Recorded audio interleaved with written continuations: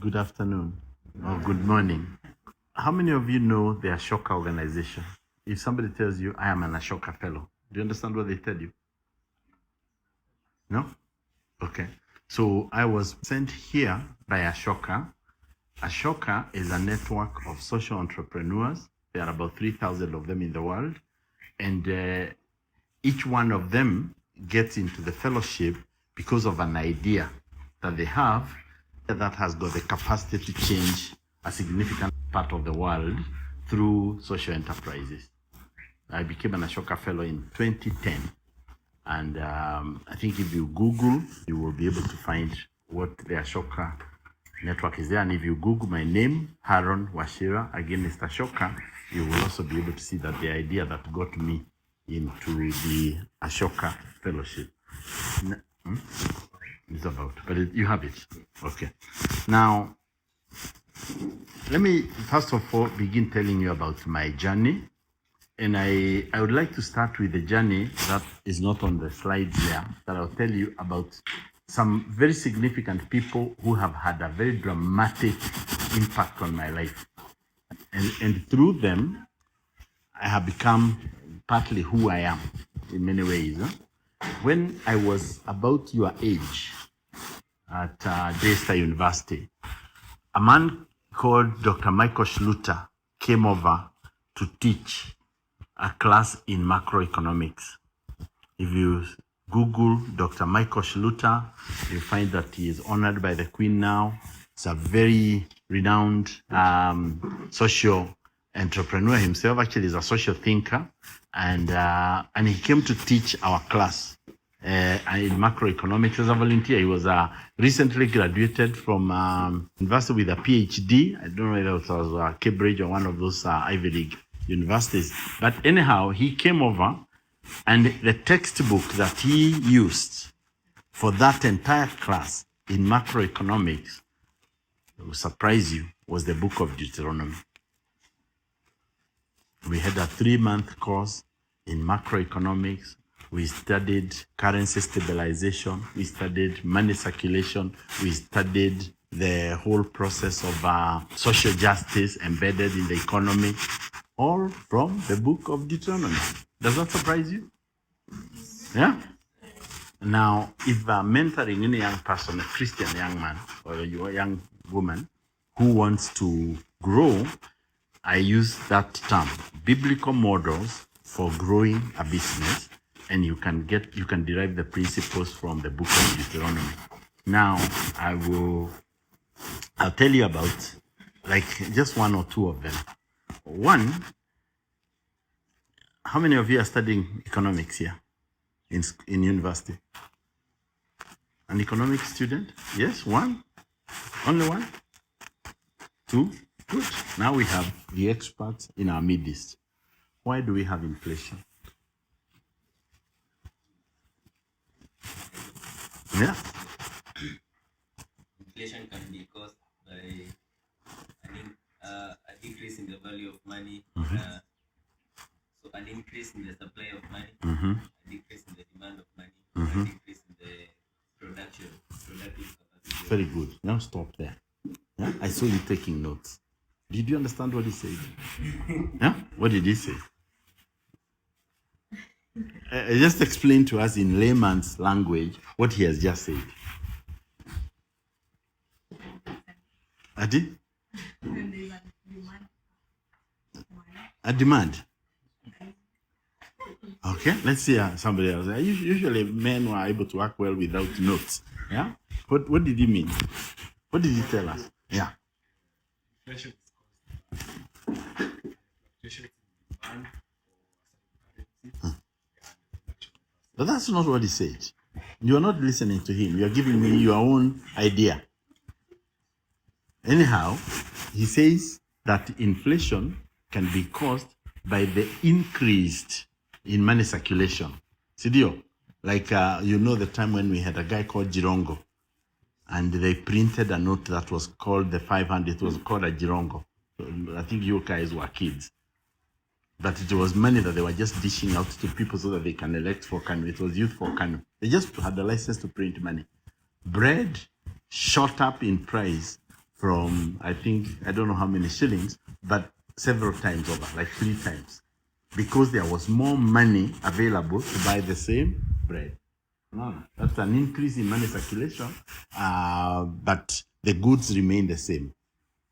The reason why land prices go up is because there's less and less land being chased by the same amount of money in circulation. Now, God gave the children of Israel a mechanism where there would be no inflation if they obeyed him. And he called it the shekel of the sanctuary.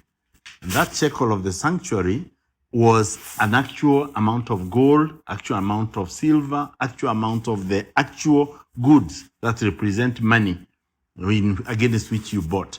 So if you went and made your own gold and you came to buy my cow and I doubted your gold, we went to the temple. And your gold would be put on one side and the gold, the shekel of the sanctuary would be put on the other side. If they balance, then your gold is good. If they don't balance, then it means that you have come up with fake money, which is what governments do. Every time governments need money, they print money. And when they print money, we get inflation. So they are cheating us. Unaelewa? But if we followed God's model, we would not have inflation because the same amount of money would be available to buy the same goods. We would not be having what we got. And that's just an example of the kind of topics that we've covered. And from that day on, I followed Shiluta everywhere where I thought he was talking. One day, he gave me a bunch of beans, some beans. Akaniambia, these are pure seeds. Pure seeds. I did not even know what that means. But they had been propagated, shielded from being infected with anything that could have contaminated them. So the right DNA. And he says, go plant this against other beans. One patch for the pure beans and another patch for the other beans. Which I went and I gave to my mother. And I learned 2 lessons out of it. 3 months later, I asked my mother, the beans I gave you, how did they do? She says, do it while you're good. You know, it was just one, it was just one handful. I said, but did you plant them? And she said, yeah. What did you see? Oh, they produced a lot. And what did you do with the produce that came out from it? We ate it. Are you with me?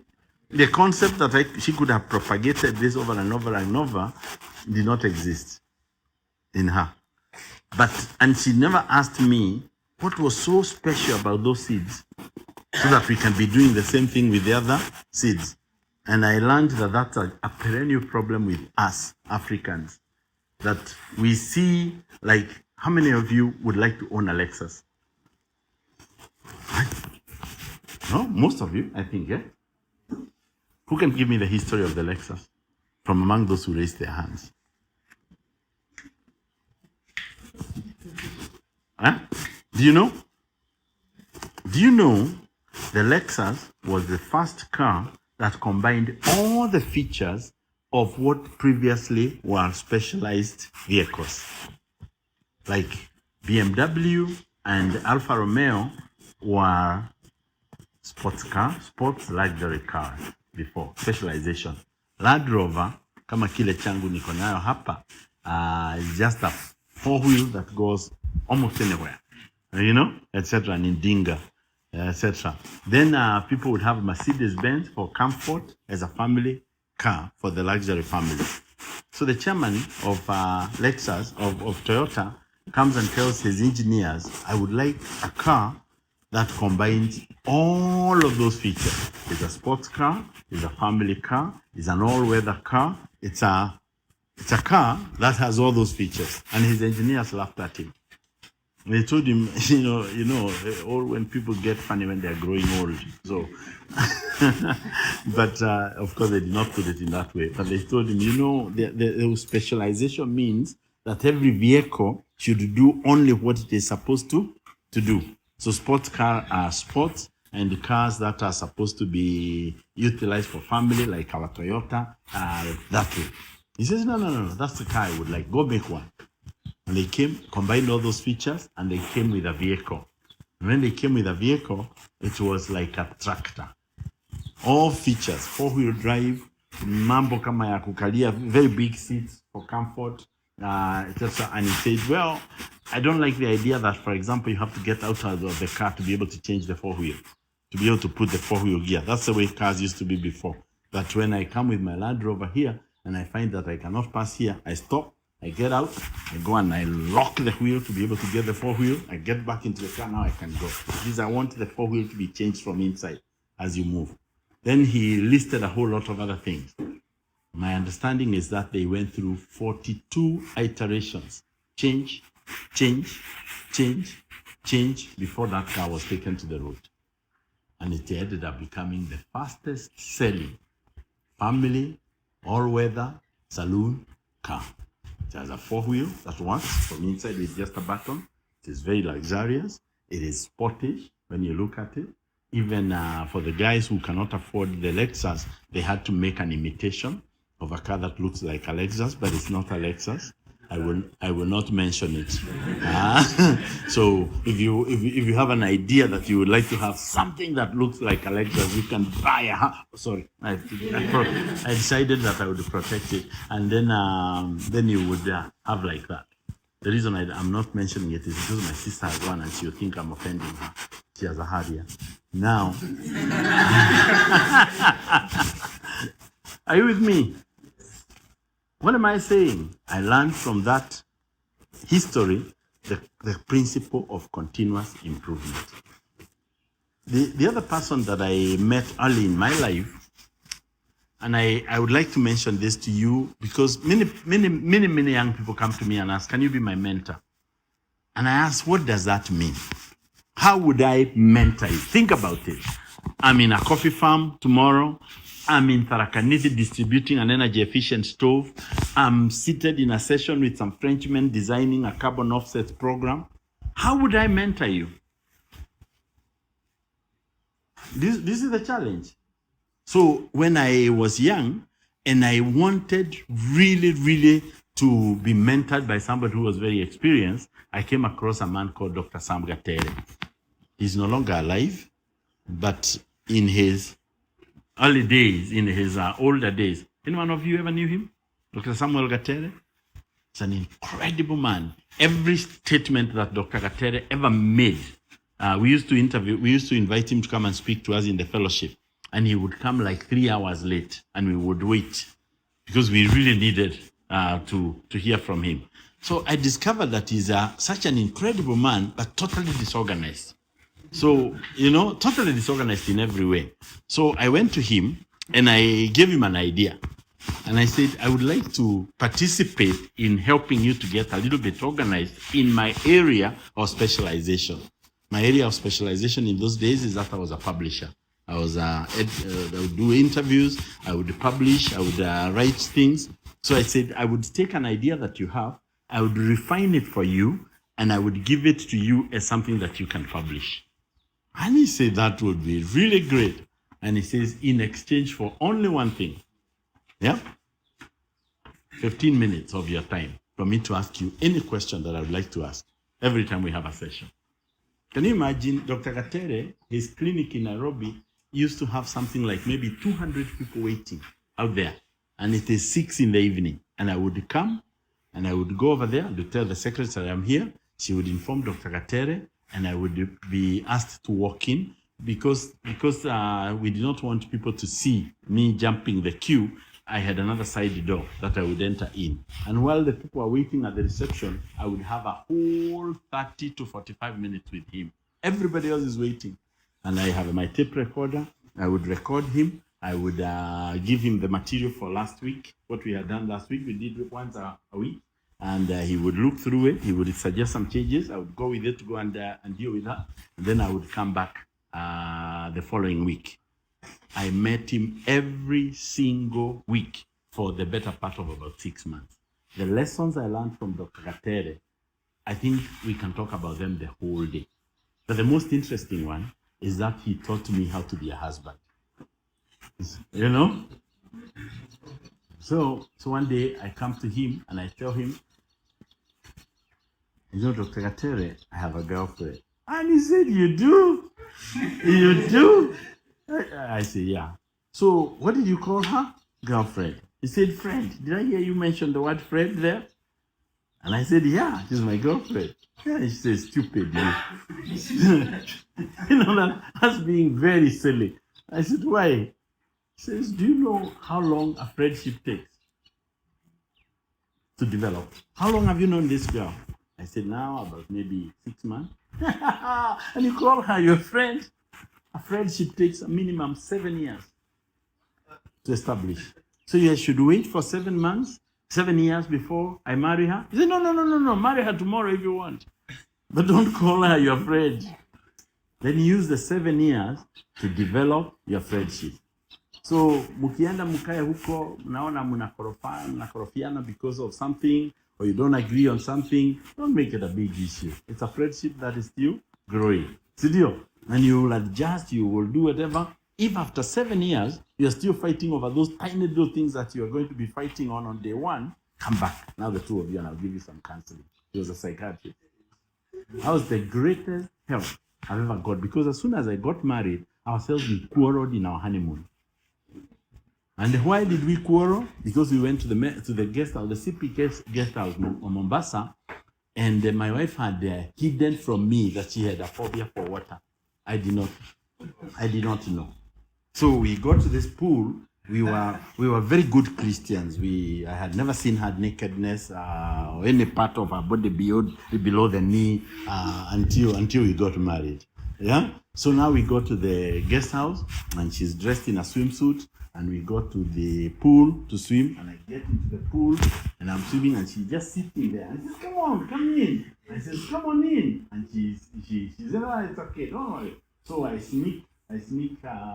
come over as if I'm swimming, and I sneak behind her, and I held her, and I just pushed her into the water. Oh!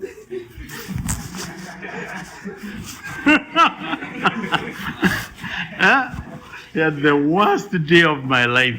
She began to fight me in the water. Now it was hard. Happily, we were not in the deep end. We were on the shallow end. Finally, I managed to get her to sit down back again. And she says, "I know, you wanted to kill me." She never forgave me. If you are in our house right now and we're just joking and you ask her, you ask Mrs. Washira, I understand that you had a funny experience at the pool with your husband. This one almost killed me. Now we have been married for 38 years, and she'll tell you that. She'll tell you he wanted to kill me. Now. So the quarrel started very early. If Dr. Gatere had not given me the advice that she had given me, I think we would have separated. But because systematically I knew that this is a process of getting to know one another. Now, so do you want a mentor? Do you want somebody to mentor you? Find something that you can do for them. Now, find something that an older person who has the experience that you're looking for can offer you and what you can offer them. Then that becomes now a mutually beneficial relationship. Unaona? That is now what is called mentorship. But hii mambo ya kuwa, can you be our mentor? Uwe unakuja, unakaa na sisi dakika 15, you never learn anything. You never learn anything. Now, the last person that I would like to mention to you before I get into my journey here is a man called Dr. James Mageria. He died recently. Do you know him? Anybody know Mwaniki Mageria? Yeah? The father. He just died recently. And I met Dr. Mageria in the same way. I had this knack for offering older people my services as a writer in exchange for their wisdom. So in the same way that we met Dr. Mageria, and he began to tell me about his life. And I learned at that time when I was interviewing Dr. James Mageria, he had never given out a bribe. And I thought, that is impressive. Yeah, that is impressive. Everybody else was giving bribes. They would give excuses for it. And he says he has never given a bribe. But beyond that, he used to work as a policeman. And as a policeman, Dr. Mageria became a policeman in Kenya before independence. And the first assignment on the road, he arrested a Mzungu. Before independence Kenya, that would have been like an African arresting a Mzungu, in a race-conscious society was like impossible.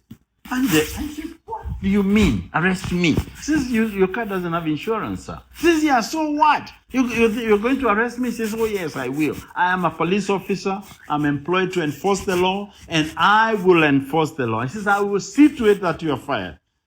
And Mr. Magaria says, sir, before I get fired, you will have been locked in. And so he arrested him. They went to the station, and Magaria was not fired. Yeah? Unaona, a man who can have guts and be able to brave. Many years, I was to get to become a chairman of a board. Just to tell you the consequences of such things. I was to become a chairman of a board where I was appointed Tana Water Services Board chairman. That means we were responsible for water across Nyeri, all the way this area, Bere, Taraka, about 13 in those cases. These were called districts. And I had been traveling to the US when I was appointed. So my board had met when I came. I think at the temporary chairman for 2 occasions. And I came in to the meeting and I got a brief from my board of, there were 10 of them. I was going to be the 11th. Actually, there were 9. There was a 10th guy who was joining at that particular time, and myself. So now we would all be 11 board members.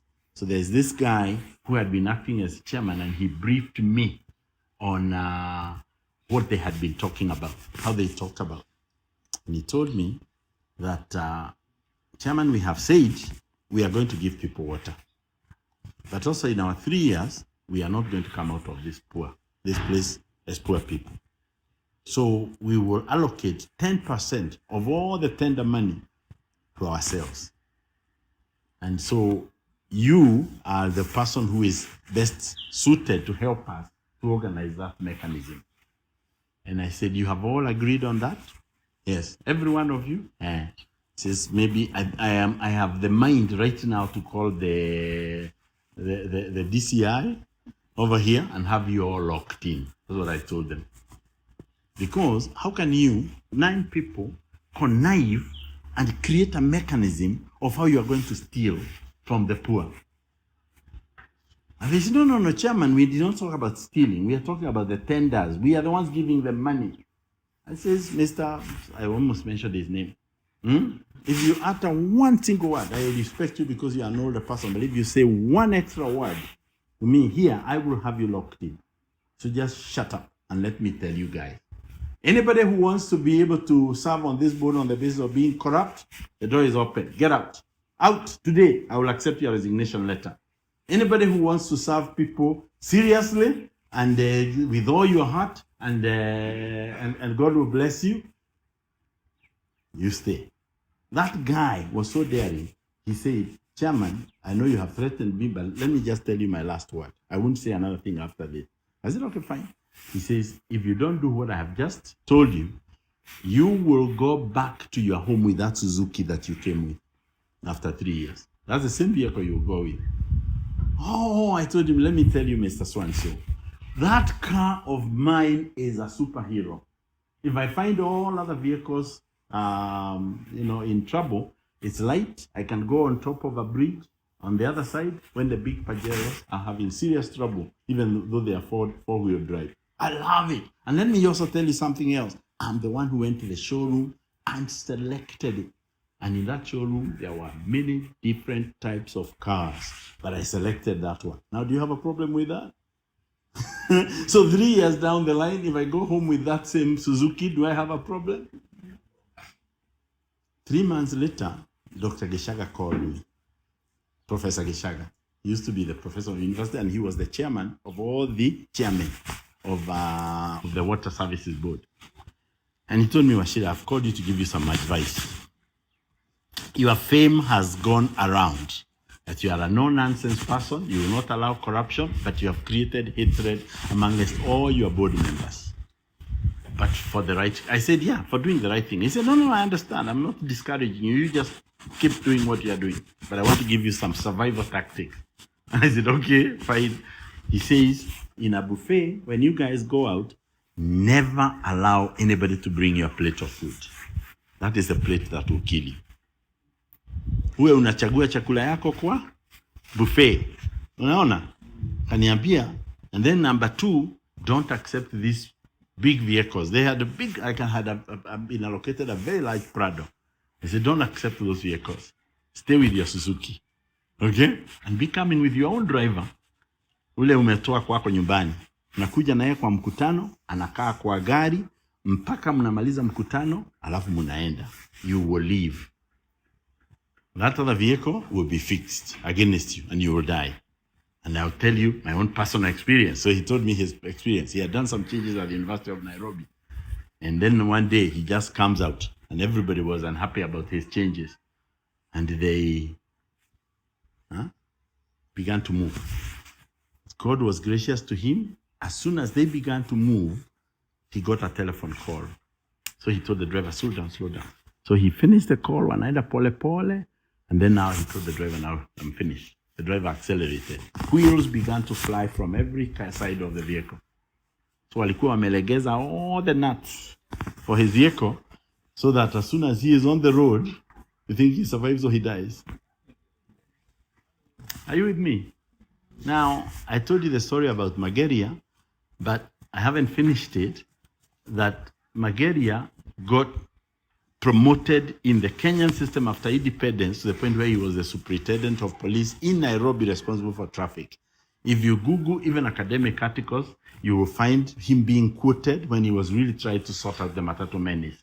But do you know who was the largest holder of the Matatu networks in Kenya? A man called Peter Muigai Kenyatta. All of them unlicensed.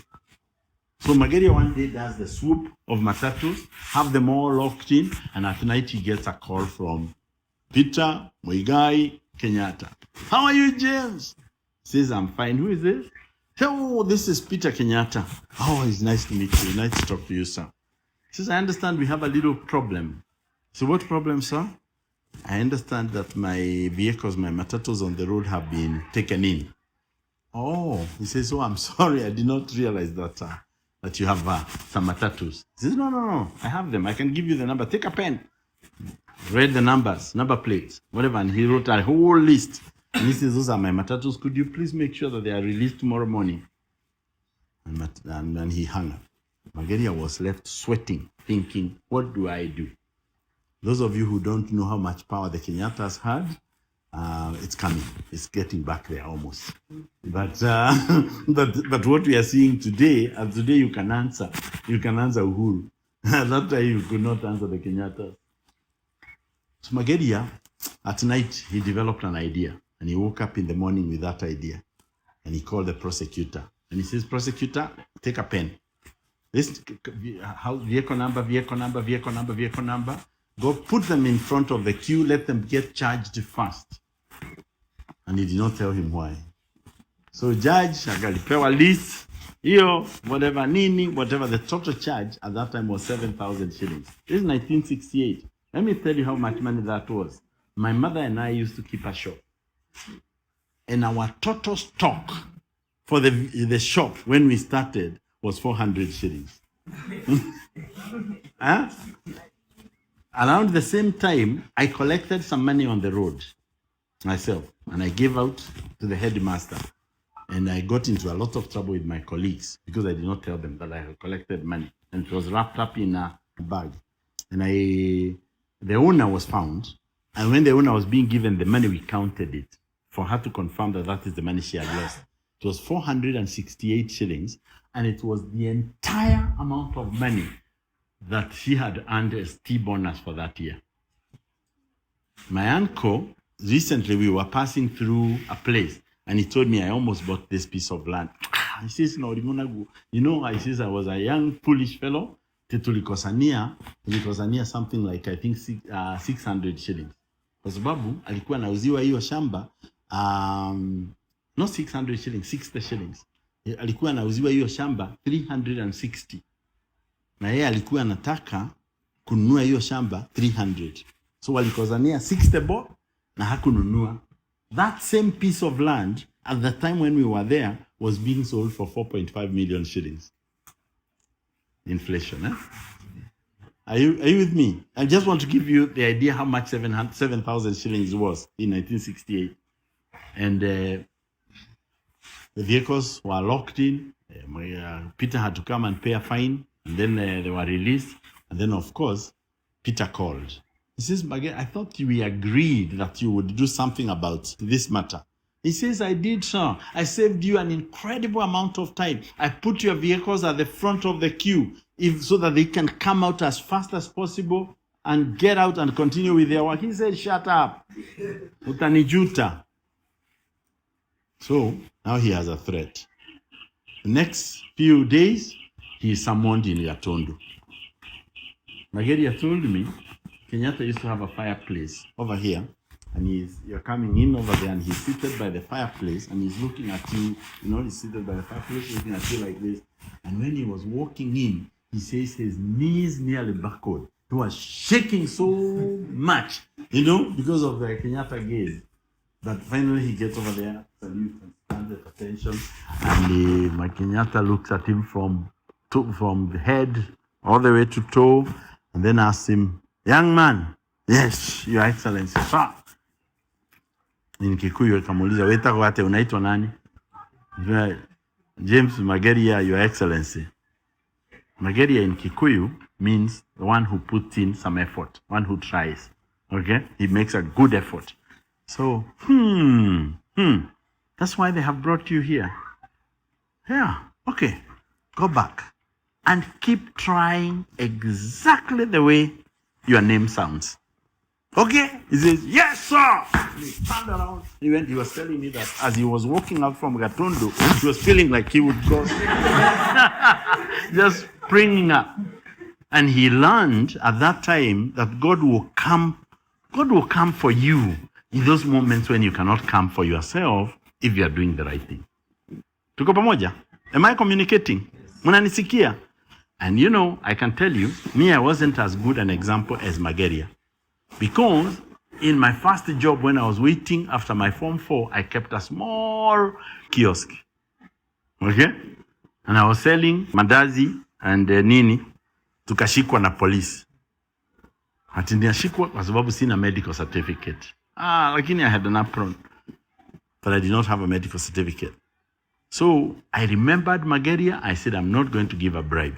So these guys got me to carry my kettle, the one that was, you put this kettle on top of open fire, so it's black. So now they told me to carry it with my head. So naibeba hapo, nashikilia hapo, tunaenda police. And they got taunting me. This young man, wacha tukuambie. Wewe haujaona. Unaona hawa wengine wote walipeana na mambo yao ikaisha. Na wewe ukajifanya kichwa gumu. Kwani wewe ni nani? Ati unaitwa nani? So we went to the stage. We are waiting for the vehicle. And the matatu is coming. They deliberately would make it pass. They would not, because they are determined to get a bribe. And they tell me, today is Friday. We'll lock you up. You stay there on Saturday and on Sunday. Then on Monday, we will forget to come to court. And then we will come on Tuesday and ask you to be remanded so that we can do some more investigations. Is that the life you want? I began crying right there. Me, I'm a 19-year-old kid. I've just trying to do something after, instead of wasting my time after Form 4, I'm just looking for something I can be doing. And these guys really worked on me. So finally, I put my hand in my pocket, all the money I had made that day, which was like 65 shillings. I just gave them. I said, now you should have done this a long time ago. So now we have just wasted 2 hours. Okay, go. I went to kazi yako. I knew they would come again. So I went and I found out that everybody else had been paying 20 bob. To me, I paid 65 shillings. So I had the worst time, and also I paid the most bribe. But that night I could not sleep. That night I couldn't sleep. I slept on top of a table because I could not even bring myself to actually sleep. I'm seated there.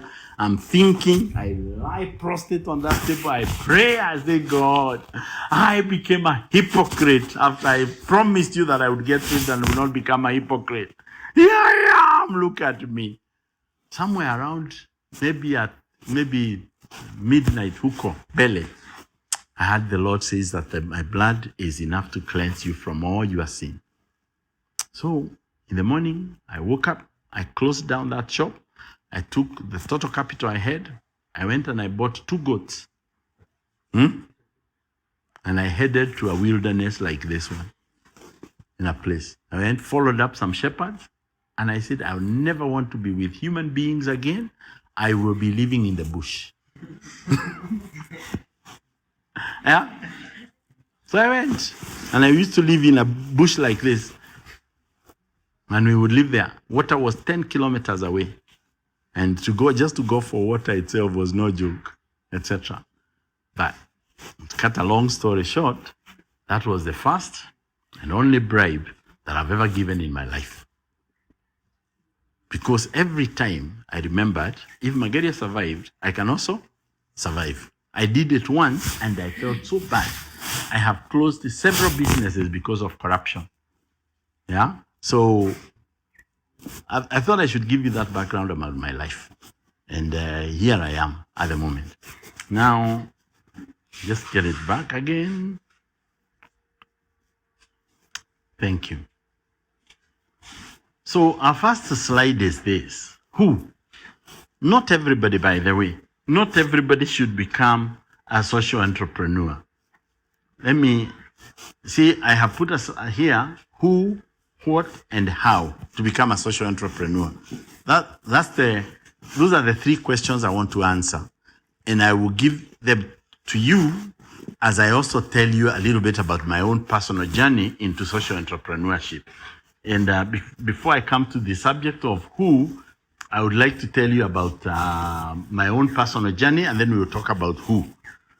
My grandfather, Washira, I'm named after, became a judge because when he built a church as a preacher, he built a church, his relatives in 1920s came and burnt the church because he was giving land to a Mzungu.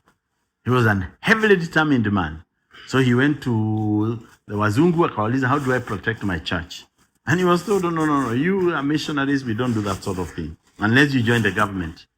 And he says, okay, fine, how do I join the government? He was told, you can come to Kabete Jeans and you get trained as a local judge. So he went, he trained, he graduated, I have his graduation picture, and he became a judge. So he was paid all his life as a judge in the village, and he would teach people for free. He would teach people to read and write. Because he had cash, he would buy salt. And if you manage to say the vowels, the Kikuyu have 7. A, E, A, O, U, O. When you get to that level, my grandfather would pay you with salt. So he was paying people to read. I asked him, why did you want people to read? He says, because so that they can read the Bible. Because I'm preaching in church. And when I'm preaching, I want them to be able to follow through the Bible. Then he would preach in the church for free. And when coffee came and people were planting coffee, he planted some coffee for the church. So that's the man I'm named after. And many people say that I am almost an exact replica of the man. Because my teaching, I teach for free. I am not a judge, but I get involved with agriculture. My grandfather was a very smart man. When Muzungu came, and he decided that he wanted some people who would be examples of keeping grade cows. My grandfather went and took all his cows, the Kikuyu type, and he went and gave them out in my mother's home as dowry. So he paid all of his dowry in one go, which was not even allowed in Kikuyu culture. But he paid them. And then he went back to Mzungu and he told him, look, my boma is the perfect example where I have gotten rid of cows, and I had many. I had 20 cows. I've gotten rid of all of them because I would like to be a model farmer showing people how to keep great cows. The Mzungu, I think, brought him free 7 cows. Ng'ombe 7 ya grade ile ya maziwa. And then akamjengea nyumba ya kulala ya ng'ombe, a cow shed, and brought him a water tank and helped him to do paddocks on his land. So when I was born into a modern farm because of my grandfather. Naona alikuwa naona uko mbele, but his farm was always the model, a place where people could come and learn. That was my grandfather, who had a tremendous influence. I haven't told you about my grandma. She had the most efficient mechanism. If you search for my blogs, you will find one I have written in honor of my grandmother. And my grandmother was like an adopted kid because she had been either thrown away or something like that. And Wazungus at Kabare Mission had taken her in, and she got married from there by my grandfather. Now, she had been taught to make tea by a Mzungu, and she organized her things like a Mzungu. She was the most meticulous person I've ever come across. So, for example, my grandmother, to make tea, would measure water with the cups, count, so that for every 3 cups, she knows she needs to put in 1 cup of milk. Unaona? Alafu, anaweka majani. For that quantity, alikuwa na kichungi anapima nayo. Then she would bring all of this to boil before she puts the majani. Then she would put the majani, remove the sufuria, put it on the side, and cover it for 2 minutes. Then she would come and koroga na anaimwagilia kwa birika. So her tea used to taste great. Now, in those days, they would put sugar in the tea kettle. So she would also know the quantity of sugar to put. Today, I can taste my grandmother's tea in my mouth. I remember it. Because it tasted the same every single day. But my mother, I think we were 8 of us, anaenda anakamua anakuja na doo, maji imewekwa pale, anafueka na haijachemshwa. My grandmother's milk has to be boiled first, put on the side, measured, then now she makes the tea. So, her house was like where that young man is seated, and our house is here. And I'm seated here watching my mother make tea, and I can see the steps, what my grandmother is doing. Now she's at the stage where she's just putting the tea leaves. Now she's the place where she's just beginning to pour it in the kettle. Now she has begun to put the curry, and now she has just begun to koroga. Boom! Inatoka. Na yeye anaangalia, ananiona. Nachukua kikombe yangu. It was an orange cup that was just kept for me. And then, anaweka, naenda nakaa chini. By the time when I sit down, she just hands it over to me. And I sit down there and I enjoy my grandmother's tea. Do you know what I learned from my grandma? Processes. I'll be talking about that subject. And I personally believe that my ability to deal with processes was the legacy of my grandmother in my life. Because I have learned over and over and over again, wherever I have worked, that processes are what makes a difference between everything that you ever do. Tuko pamoja? And God has allowed everything to have its own process. There is a way in which plants grow. There is a way in which people get in love. There is a way in which animals get born. It's exactly the same. And when people begin to deviate from God's processes and begin, for example, come up with a gay agenda and things like that, they mess everything around. Now, my mom and I sold a shop. And I was less than 10 years when I began to sell that shop. And my mother taught me 2 important lessons around a shop. And I learned from that whole experience that you can simplify things. So my mother says that the 5 shillings note was a very big note then. 5 shillings, if somebody gives you a 10 shillings note, that was like the end of the world, you know? So mtu anakupatia 5 shillings note, you put it in the counter, and you take 5 shillings, 1, 1, 1, 1. Now you have them in your hands. Then you take 1 shilling and you break it into coins. Then you take another shilling, you break it into 5 cents. Then another shilling, you break it into 50 cents. So you're holding 5 shillings, but all broken down into every possible piece that you need to be able to give change. Unaelewa? So mtu anaitisha sukari. Sukari was 85 cents per kilo at that time. So I take 85 cents from my hand and I put it in our counter. Then something else, anauliza, naweka. Naenda kuweka moja. Pesa ile yote itabakia, mimi nampatia. That is his change. So I never had to count change. And I never made money. And at the end of every month, my mother and I would close the shop one day, and we would count the stock. Okay? So that's why I remember the 400 shillings.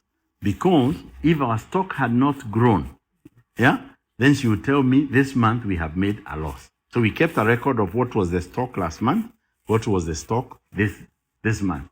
Don't you think that's a good mother? So she taught me that. And then we grew that business. By the time when the last stock take that I did of that shop, when I think I was in Form 2, we had a stock of about 8,600 shillings there. From 400 to Naikuza, compound gain over many years.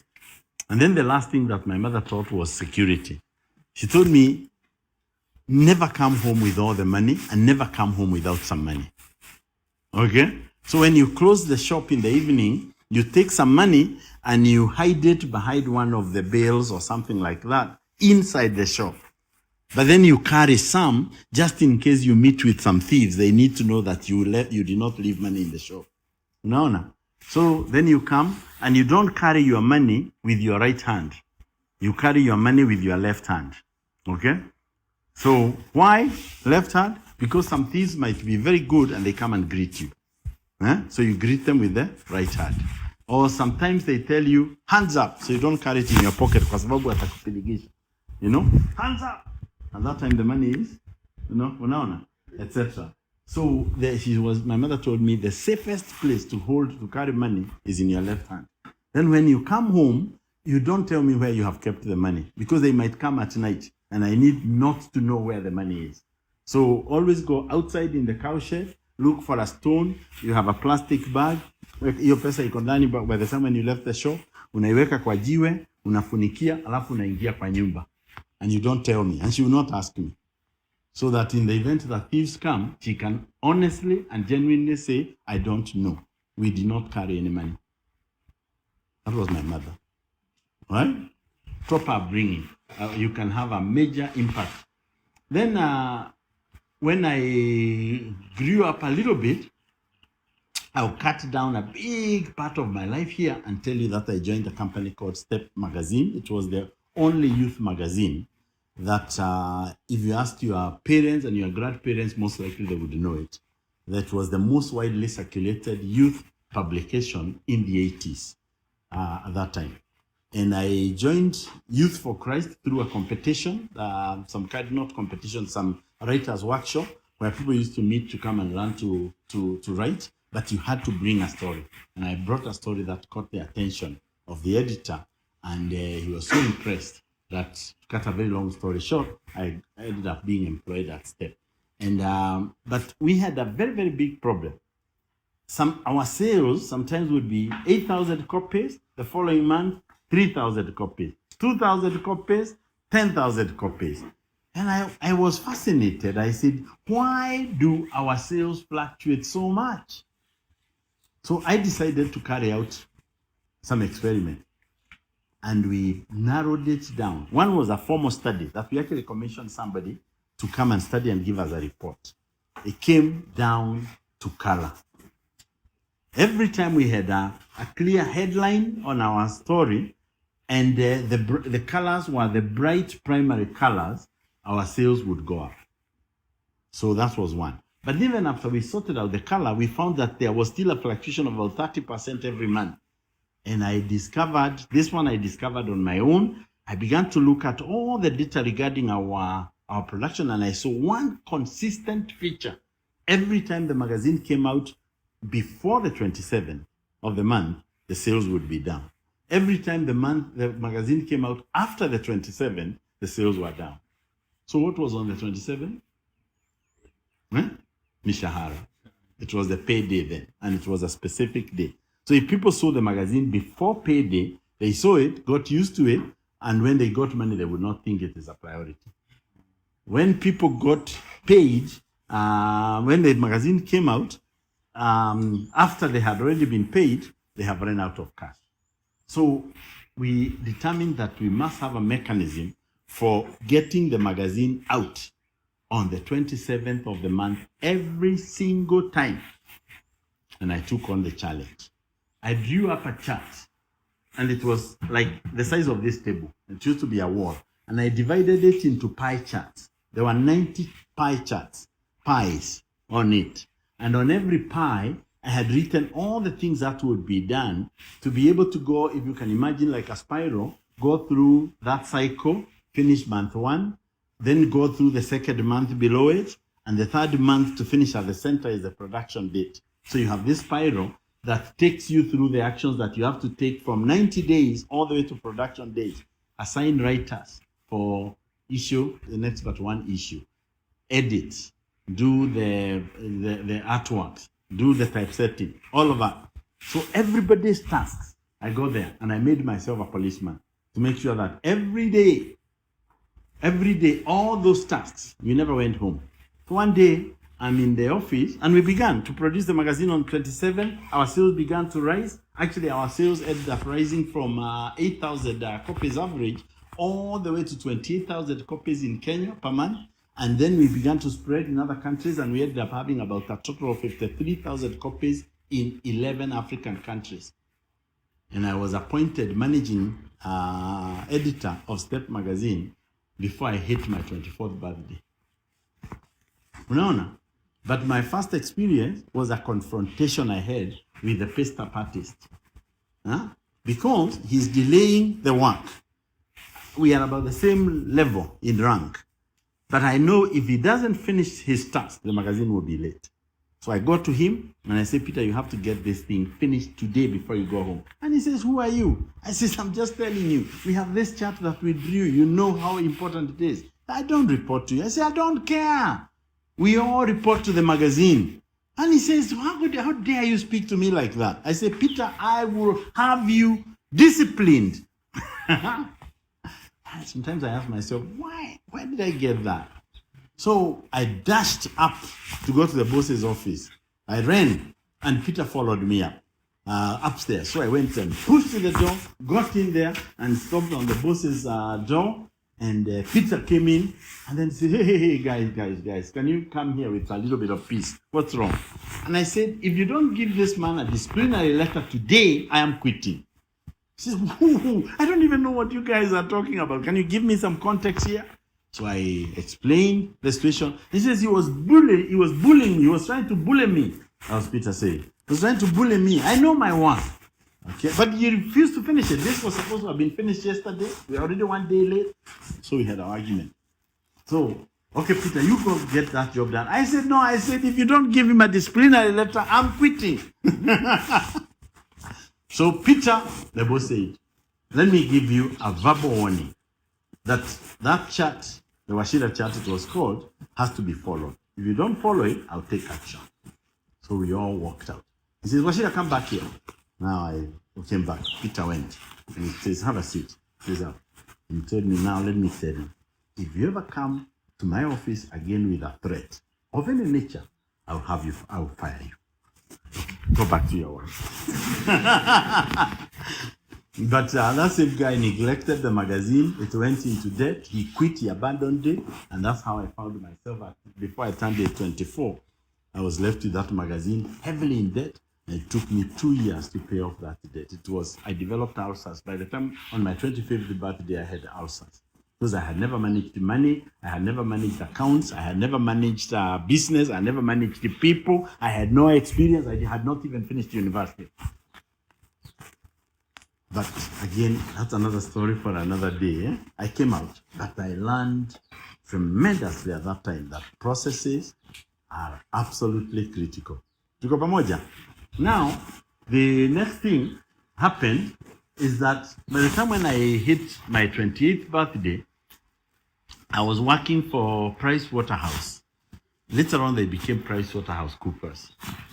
And at Price Waterhouse, I got in there because I used to play with computers on my own, not anybody. I had just an interest in computers in the early 80s. In fact, many years later, there's a girl, I would not dare talk to her because she was way beautiful. She came from a wealthy home. She was very beautiful, all of that. Tulikuwa tunamwangalilia huko mbali. So many years later, we ended up living in the same estate. Her children, I was a mentor to her own 3 children. And they used to come and follow me the way I was doing with the Dr. Katere. And I was to discover how that happened much later. So she says, can you come and speak to a group I'm dealing with in Kangemi? I'm trying to help them on some things and I would like you to talk to them. So I came and she's introducing me to the group. And he says, this young man He said, let me call him young man. Now we are in our like 40s at that time. This young man, let me call him young man because we knew each other in our early 20s.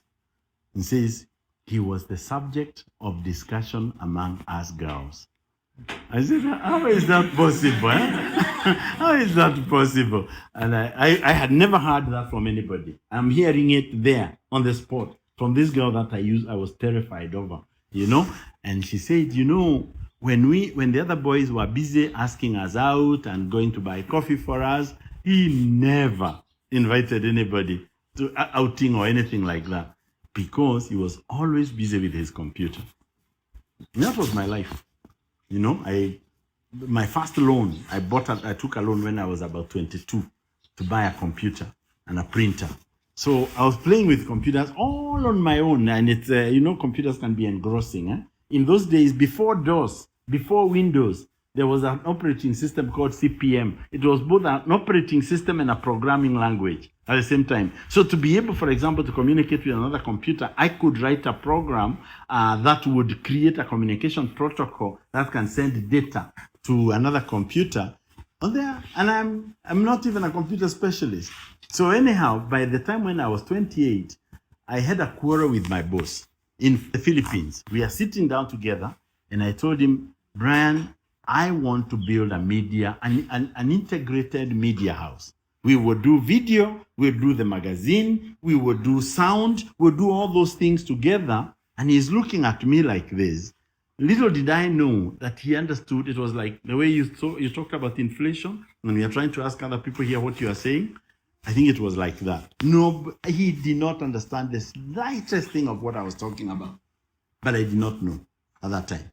So he told me, I don't think we are ready for that. I said, what do you mean? The whole future of communication systems is integration. It will all be one platform. Media, written, audio, sound, video, they will all be integrated. That was 1987.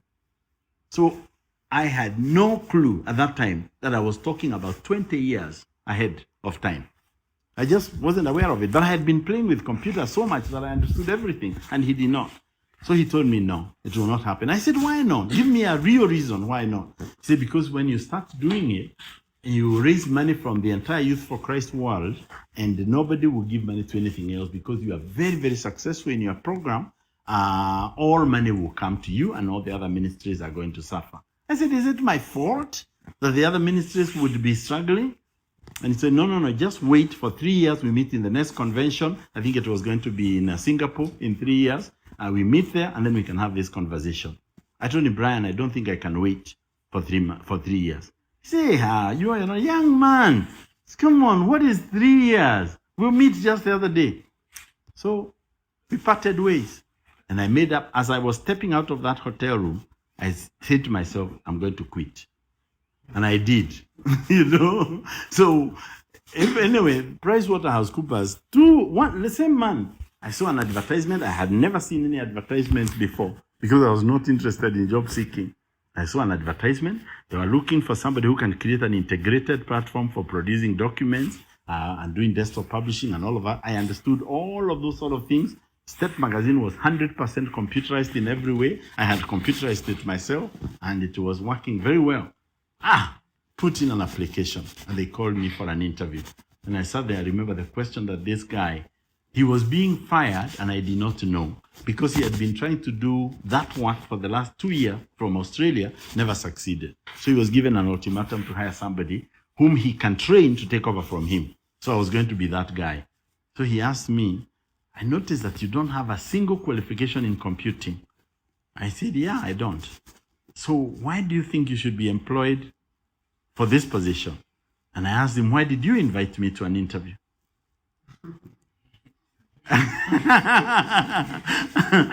And he says, well, I guess your CV just looks really fascinating. I said, whatever fascinated you in that CV is exactly what I was going to do. And I got a job. So I was hired at PW, and one of the biggest confrontation I had with my boss, I was involved with Step Magazine. I was signing up money. I had operations in 11 African countries. and I was not 28 yet. Unaona? So now, I pass a voucher for something, and I sign it for payment, and then my boss summons me. And he says, how dare you sign a voucher for payment? All vouchers here are passed on by partners. I said, what? 500 shillings? I have to come to a partner for an approval for 500 shillings. He says, everything here has to be signed for by a partner. I said, I have never worked in such an environment. He says, well, you had better learn to do it because everything here gets signed for by partners. Do you understand? I said, yeah, okay, I understand. What if you delay? He says, no, it's your job to chase me and all of that. 500 bob. Why? He says, Washira, unless you create your own money,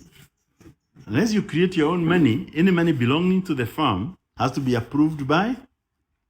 That night, I was thinking about nothing else other than how to create my own money. Because that's what he said. Of course, that's not what he meant. I think at midnight, I had the idea. And I woke up in the following morning, I went to his office and I said, I think I have known how to create my own money. He says, how is that? I said, well, if I create my own money, I want to negotiate first. If I create my own money, will you allow me to have a discretionary approval for it, for the money I create? He says, I don't know what it means, but at least I'll allow you to do half. Okay, fine. I said, half is okay. So we had an agreement that I would be responsible for a budget of half of the money I would create. I can be able to buy the things I need for improving the work environment. And I created my own money. In 3 years, I had created 69 million shillings a year. Huh? I was the manager with the most freedom. Christians accused me of being Freemason because the partners were Freemasons and nobody had the kind of luxury that I had. So how did I create my own money? I discovered that the organization had very many inefficiencies at tracking down expenses. They are called disbursements. You charge somebody for professional fees. Anybody work for a professional firm here? Oh no, you are all in college. Eh? But in a professional firm, they have this, like the audit fee or the consultancy fee. Then they have what they call disbursements. Money for making the telephone, for travel, for a hotel accommodation. And their single biggest problem was tracking those expenses. So I decided to track the one area that was the easiest piecemeal for me. And it was telephone. Somebody would go around the organization with a big sheet from Kenya Post and Telecommunication asking, did you make this telephone call? No. Did you make this call? Yeah, I made that. Please give me a charge code for it. And in any 1 month, we would be lucky to claim about like 10% of that money. So I sent somebody to London and he brought me something called a buffer. A buffer is like a flash disk. In those days, yes, it was the size of this box. Yeah, so the flash disk of that day. So, and it had a serial port connection directly. So I connected it at the back of the PABX instead of the printer that would go zzz, zzz. So I would collect my data in a buffer. When I do, I would empty the buffer into a database system, then structured that data. And then I would calculate the cost based on the Kenya Post and Telecommunication calls. I wrote a routine for calculating the cost of that call, but added a 50% margin, my own money. Are you with me? So at the end of every day, you get a printout on your desk because I can read the extension. I know that extension 267 is yours. So all calls made to extension 267. This one to this number, 1,000 shillings. This one to this number, 600 shillings. Please give us charge codes. That same day.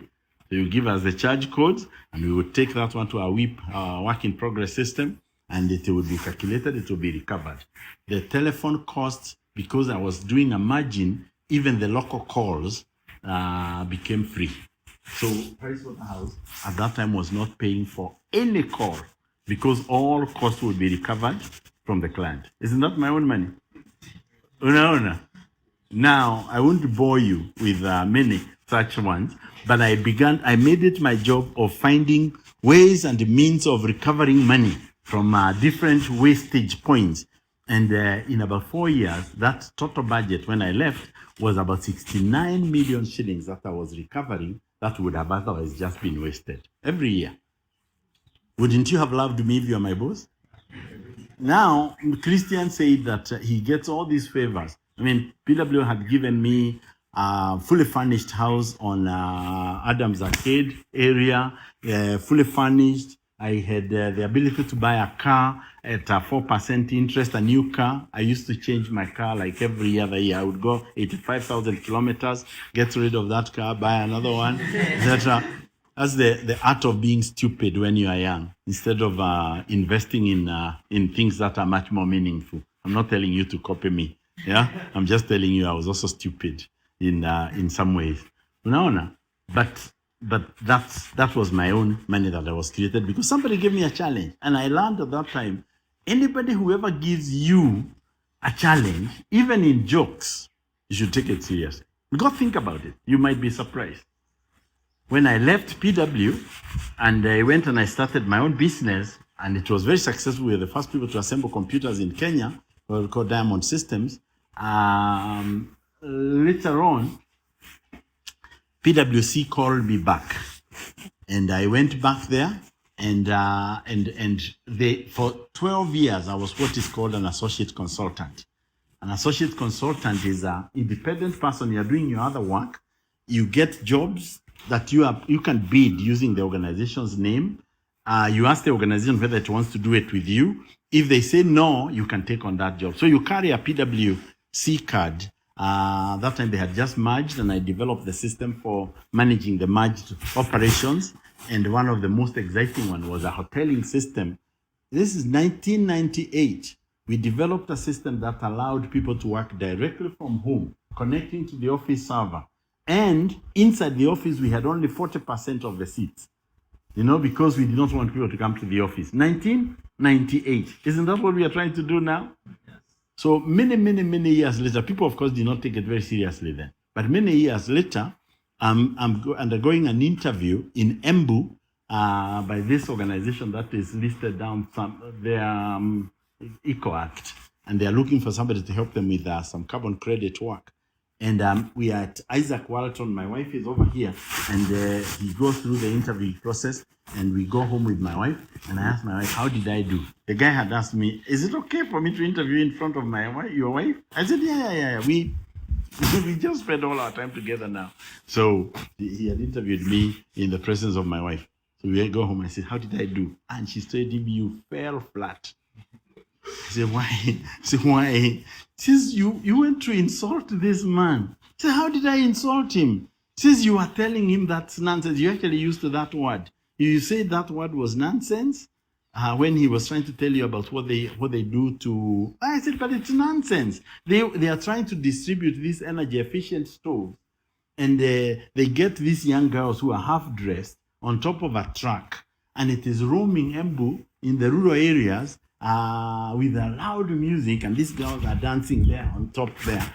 And I said, there's no woman who will come out from a tea farm to come and watch naked girls, So I said, no, but that's required. That we were required to do that by the financial. I said, that's nonsense. I would just throw it off the window as soon as I take the job if you give it to me.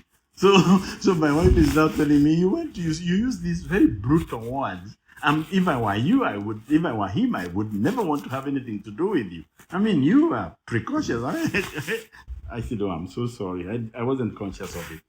So the following morning, the guy calls me and he says, I am here for another half day. Would you mind joining me again for another call? We just talk through a few things. We see whether this thing is going to work. So my wife and I drive to Embu, and we went and we were seated over there, and we just beginning talking, and I hear, Haron! And I look, there's a guy like over that tree at Isaac Walton calling me, and I look. I don't see very well these days because of my eyesight.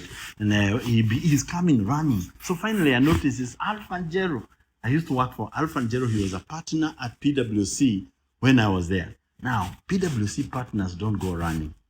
you know, and PwC partners don't come hugging. This guy came right across the table. Here, the guy who is interviewing me is seated there. My wife is seated here. I'm seated here. He comes right there and reaches out to me from the other side and hugs me. And he says, "Good to see you. Good to see you." I said, "What are you doing here?" He says, "I'm retired." He says, "Now I'm retired, so I come home often." "And what are you doing here?" I tell him, "I'm looking for a job from this man." So he releases me and holds the Mzungu, the Frenchman, with two hands. Mikono miwili. Kawambia, "Let me tell you, my friend, I don't know what you're interviewing this man about, but whatever it is, hire him." And then here he asks, "Why?" And then this man says, in 1998, now we are in 2015 at that time. In 1998, he came to our organization, developed a work platform for us that was so many years ahead that it is right now that our competitors are beginning to think, can we copy some pictures of it? So he is very fast forward looking, and in your organization, I'm sure he will be able to do the same. Hire him. And then the Mzungu said, "He's already hired." So I looked at my wife like this, and she said, so, she says, "Hapo aliniambia hapo ni Mungu alikuongelea, ni Mungu alikusaidia, ulikuwa umekosea kabisa, but God came out for you." Are you with me? So that, to summarize, my journey is that I edited a magazine. I had some lessons from my parents. I started my own business, Diamond Systems. We were fast. I even went to JKUAT and we showed them how to create a training program. And it became a very envious program because we had we were training people in IT in 1995. It was the first diploma in Kenya to be offered in 100% IT. And we had a center inside JKUAT. JKUAT owned 50%, we owned the other 50%. And in less than 3 years, we had 10,000 students in that course franchised across Kenya. The total campus at JKUAT had 4,900 and 4,700. And we had 10,000 students. And I began to get into every kind of trouble because I'm being accused that Wachira is out to take over the university.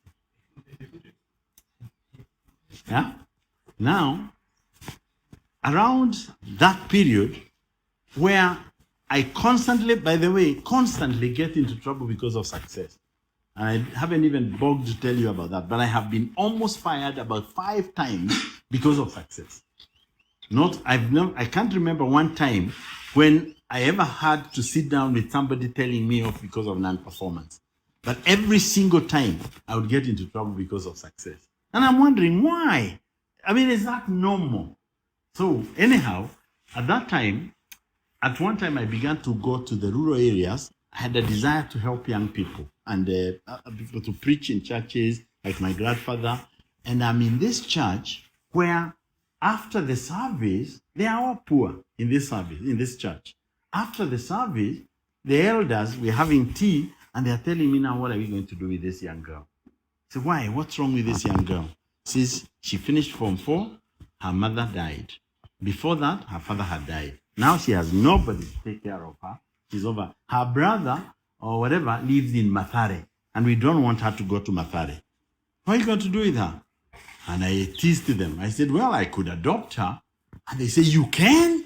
They now took it very seriously. And I asked her, she was there. I said, "Agnes, would you like me to adopt you?" And she said, "Yes." She said, "Yes."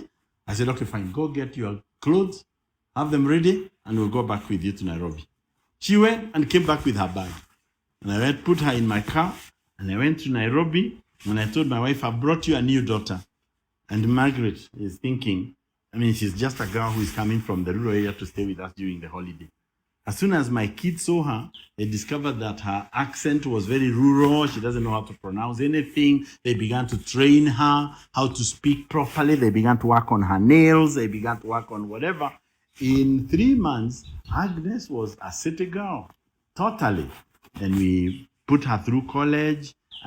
Today, she is married to a banker, and she has named me, so I have a Harun in her in her home. But during that time, I began to think, how can there be so much poverty in a church, literally, and the poverty is not a principle that God allows? Yeah? Why would there be? I said I would like to try and understand it. So I asked the elders, because I'm now going back and forth to this church, and I asked the elders, would you like us to examine the state of poverty in this church and try to do something about it? And they agreed. So we formed a class that was called Saturday School. And that Saturday School, we were analyzing the activities they did. So we would take like keeping cows, and we would count all the expenses. And then I said, I noticed that you have not put a rent. The cow doesn't pay rent for where it sleeps. He says, yeah, but that's our farm. I say, yeah, if the cow was not sleeping there, you could plant a tree there. Isn't it? So the cow needs to pay rent. Oh, okay, how much? So we would calculate what is the total space, divide it up and prorate it from the acre, and we would put a rent for the cow. We do all that. Now we have all the costs. Then we now look at the incomes, and we count it. My recollection from a long distance is that the cow was spending over 360 shillings per day, and it was generating an income of less than 120 shillings per day. What do you think about that? Do you understand how they were poor? So I say, so now, nani anakamuliwa?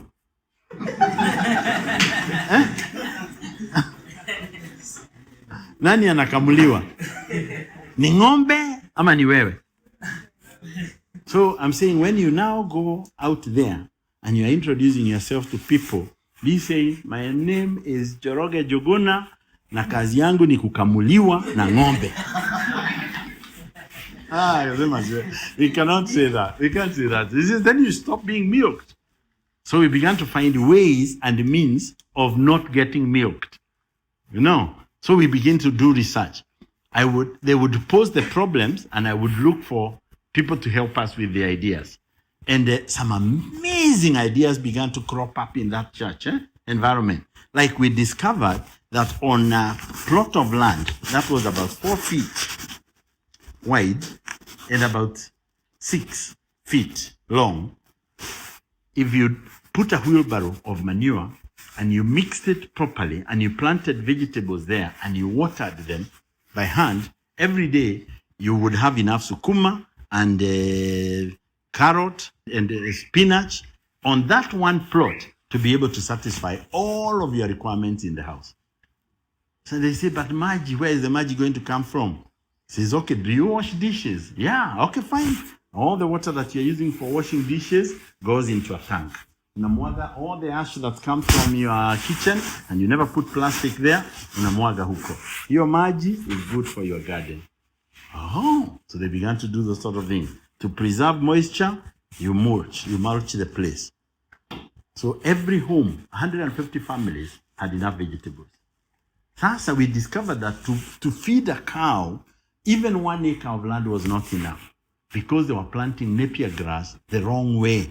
So I made some inquiries, and we experimented with the method that we were shown of digging a trench that was 2 feet wide, like this, long, to whatever distance you can, mixing it with topsoil and manure. Then you take pieces of napier, this size, and you plug them in there, tightly packed there, and it would all blossom. So instead of using the equivalent of the napier from this one room to feed the cow, you would just do 2 steps, and you have enough napier for your cow. They began to sell napier grass. Anybody who did not have a cow used to make more money than the people who had cows. You know? So I'm there one time in our group, said, you know, Mwalimu, that's what they used to call me, Mwalimu. There's something that I've never understood that happened in my home. So what was that? One day, I harvested a yam, and I produced a whole gunia from that one yam. Typically, you get like 2 or 3 yams. You know, this one harvested a gunia. So I say, how did you plant the yam? I say, actually, I did not even plant it. It just happened to germinate next to the cow shed. So we thought, what? Manure and water. Says now, because we don't want to be planting them on the cow sheds, let's do, how many people do we have volunteers? We appointed about 10 people to go and do this experiment at home. And we said to simulate it, I said I will also do the same. 4 feet, and 4 feet deep. We called it the 4x4 method. And then you fill it with manure, topsoil, na maji, unawaka maji. Then we planted yams there. 1.5 years later, every one of us harvested more than 100 kilos from each of our holes. When Governor Duffy became the first governor of Kirinyaga, somebody told him about the way we plant yams because we adopted that method. And he said he would like to come and visit my home. So he came to my home with all the ministers, his ministers, the cabinet. And when we were told they want to see yams, we had dug one yam. So we had a big hole, and the yams, are producing like from here all the way down 4 feet long yams, because a yam grows in very, very soft ground. So mtu anaingia huko ndani, anashika moja, anaikatia hapo, anatoa, anapea one minister. All his ministers carried a yam, each one of them from one hole. At one time, one minister said, "Is this thing fake or is it real?" And I told him, "Why don't you jump in there?" And he jumped in with his suit, and he went and he took one of the yams and he just shook it, and the entire yam plant went choo choo choo choo choo. He says, "Now I can see it's real." Because a guy with a big tummy, he has to be helped outside of that hole. But he saw that it was genuine. Are you see where I'm headed? So I began to form the idea that people are poor because they don't follow processes, because they don't have a methodical way of doing things. I grow coffee right now. And when we went up country and we were shown how to grow coffee, I went to my uncle and he was an agronomist, retired. And we drew up a calendar from January all the way to December of all the things that you do to coffee in January, what you do in February, what you do in March, through December. I followed that entire protocol for 1 year, and my coffee came from the 1.5 kilos, that is the average in the area, and we were able to achieve the 5 kilograms program there, which was approximately what he himself was achieving. Then we came across another man called Mr. Kariuki. If you Google him, you can find him. He's the most famous person in Kenya on growing coffee, and he has been fought mostly by the Kenya government because he says there's no reason why a coffee plant should not produce 50 to 100 kilos. One. Now, the average production for Kenya is 1.5. So who is being ashamed? The government with all its agronomy. So they fight him. They actually fight him. So we spent a whole day with Mr. Kariuki. I asked him, "Do you mind if I record you?" And he said, "That's okay." And I put it on record. So I have a record, an audio record of the entire conversation with my uncle. We asked him what he does, how he does this, and then we are going on our way home. And my uncle asked me, "So Ashira, how did you feel about Mr. Kariuki?" I told him my heart is going like this. I can't wait to get home and do the things that he was showing me. And he says, "Ha, ha, ha." I said, "Why? Why are you skeptical?" And he says, There's no way that what we saw could be coming from the simple things he told him. I said, "What do you mean?" We counted the berries. We took one branch and counted one berry, and we counted 400 berries. That's 1.5 kilos of coffee. We saw the way he has maintained a single stem. We saw the way he doesn't allow the more than 2 sub-branches. He says, "Yeah, but we do all those things, but there must be something else he is doing. Kuna kitu anaweka na hatuambii."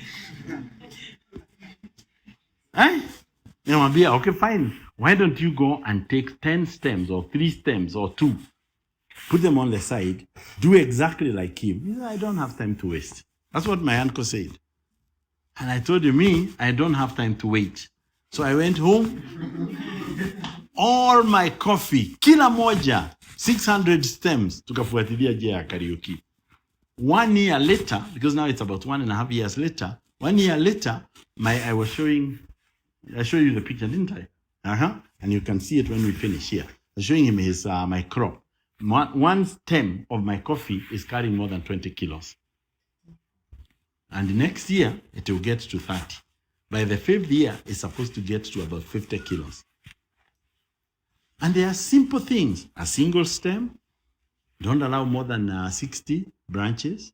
Don't allow any branch to have more than 2 secondary branches. Put a wheelbarrow of manure. Make sure the coffee is mulched. Apply copper every single month until the harvesting season starts. It's too simple, isn't it? Why don't farmers do it? Huh? What do you think? It's process, isn't it? But why is it that we don't follow process? You have heard me tell you about my grandmother's process for making tea. Women don't follow it. You have heard me tell you about my grandfather. You have heard me tell you about STEP.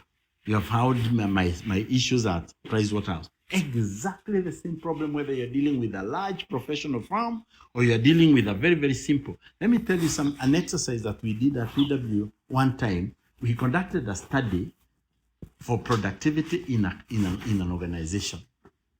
And we would take somebody's job description and we would monitor the tasks that they are doing over a period of 90 days.